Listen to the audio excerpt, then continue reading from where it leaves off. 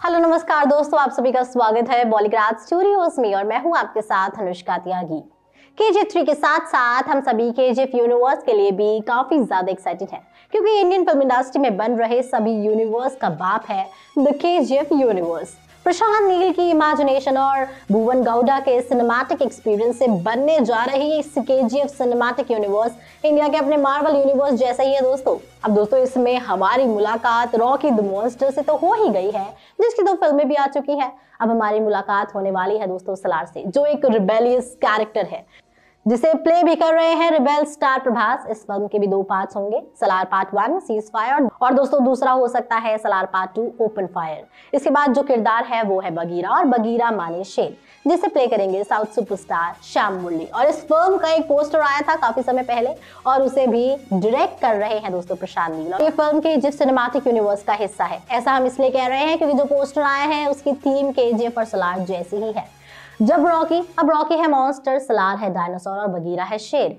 एक है इंडिया का सबसे बड़ा गुंडा, एक है कमांडर इन चीफ और तीसरा है पुलिस वाला जो मारता पहले है और सवाल बाद में पूछता है। अब पहले तो सलार के दोनों पार्ट्स आएंगे, फिर केजीएफ 3 आएगी और फिर बगीरा आएगी, लेकिन उसकी एंट्री सलार के पार्ट 2 या केजीएफ 3 में एक कैमियो की तरह हो सकती है दोस्तों, जिससे लोगों को इस किरदार के बारे में पता चलेगा कि आखिर ये किरदार है कैसा और क्या वो रामिका सेन से मिला हुआ है या उसका एजेंडा कुछ और ही है। इसके साथ ही यहाँ प्रशांत नील के दिमाग की दाद देनी होगी। पहले एक केजीएफ एम्पायर खड़ा किया दोस्तों, जिसके लिए 4 से 5 पावरफुल लोग मरने मारने को तैयार थे और उनके सामने एक ऐसा बंदा रख दिया जिसका जन्म केजीएफ के जन्म के साथ ही हुआ था, मानो वो उस पर राज करने के लिए ही जन्मा हो।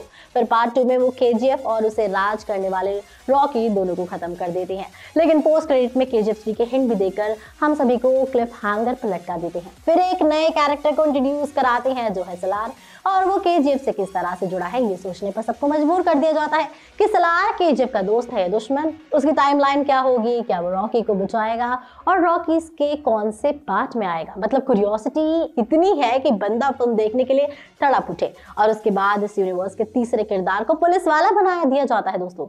तो क्या इसका मतलब ये है कि बगीरा इन गुंडों के राज पर फुल स्टॉप लगाएगा? क्योंकि भले ही गरीबों का भला कर रहे हैं ये लोग, लेकिन है तो गुंडे ही ना। अब गरीबों का मसीहा तो पाब्लो एस्कोबार भी था दोस्तों, लेकिन था तो वो क्रिमिनल ही जिसे बगीरा जैसे ही पुलिस वाले ने पकड़ा था। तो दोस्तों अब ये यूनिवर्स कैसे आगे बढ़ता है ये तो हमें सलार पार्ट 1 के आने के बाद ही पता चलेगा। तो इस पर आपका क्या कहना है कमेंट सेक्शन में जरूर बताइएगा। हमारी आज की राइटर है मनीषा विधानी।